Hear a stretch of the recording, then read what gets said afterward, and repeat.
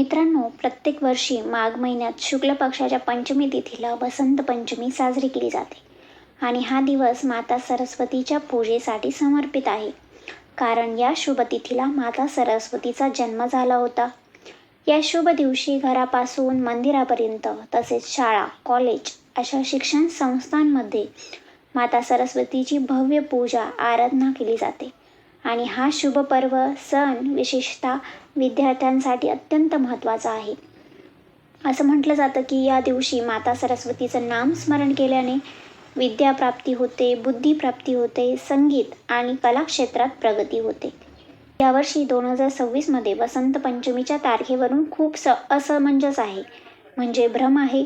कारण यावर्षी दिनदर्शिकेनुसार म्हणजेच कॅलेंडरनुसार वसंत पंचमी 23 जानेवारी 2026 रोजी आहे. यावर्षी पंचांगानुसार माघ महिन्याच्या शुक्ल पक्षाच्या पंचमी तिथीला दिनांक 23 जानेवारी 2026ला रात्री 2:28 वसंत पंचमी सुरू होत आहे आणि याची समाप्ती दिनांक 24 जानेवारी 2026 रोजी रात्री 1:46 होणार आहे.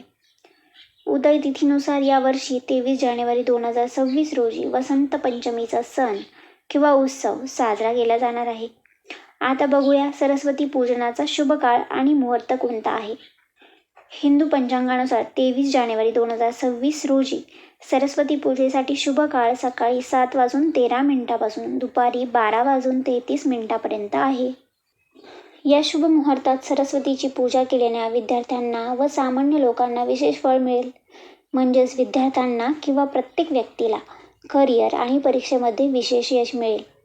या दिवशी पूर्व भाद्रपदा नक्षत्र दुपारी 2:32 असणार आहे. त्यानंतर उत्तर भाद्रपदा हे नक्षत्र लागेल. आता आपण बघूया वसंत पंचमीला पूजा कशी करावी. सुरुवातीला एका पाटावर साप पिवळ्या रंगाचं कापड अथरा. त्यावर माता सरस्वतीचा फोटो किंवा मूर्ती ठेवा. आता देवीला हळदी कुंकू लावा, अक्षदा वाहा, पिवळ्या रंगाचे फुले वाहा किंवा पिवळ्या रंगाचा हार घाला. देवीसमोर शुद्ध तुपाचा दिवा लावा. धूप अगरबत्ती लावावी. त्यानंतर सरस्वती मंत्र म्हणावा. वसंत पंचमीची कथा म्हणावी. सरस्वती स्तोत्र म्हणावे. आरती करावी. हे सगळं झाल्यावर देवीला नैवेद्य ठेवावा. नैवेद्यात पिवळी मिठाई, पिवळी पदार्थ, पिवळे फळं ठेवावे. एवढं झाल्यावर तो प्रसाद पूजा झाल्यानंतर घरच्या लोकांनी खावा. देवीकडे प्रार्थना करावी की हे माते, तुझी कृपा सदैव माझ्यावर व माझ्या घरातल्या लोकांवर असू दे. मला चांगली बुद्धी दे, ज्ञान दे, सद्गुण दे. मित्रांनो, तसेच या वसंत पंचमीला कामदेव व त्याची पत्नी रती याचीही पूजा करतात. आपले गृहस्थ जीवन सुखमय व्हावे, आनंदी राहावे या उद्देशाने हा उत्सव साजरा केला जातो व कामदेवाची पूजा केली जाते. आणि हो मित्रांनो, वसंत पंचमीचा जो सण आहे तो कृषी क्षेत्राशी म्हणजे शेतीशी जोडला गेलेला आहे आणि खूप महत्त्वाचा संबंध या दोघांमध्ये आहे. या दिवशी शेतात आलेली धान्य प्रथम देवाला अर्पण करण्याचा कुलाचार प्रत्येक घरात दिसून येतो. शेतातून नवीन पिकाच्या तयार झालेल्या लोंब्या घरात आणून देवाला अर्पण केल्या जातात. हे यासाठी केलं जातं कारण आपल्या घरातील अन्नधान्य पुरून उरावे, घरात सुख शांती समृद्धी राहावी हा त्यामागचा हेतू असतो. वसंत पंचमीपासून वसंत ऋतूचं आगमन होते.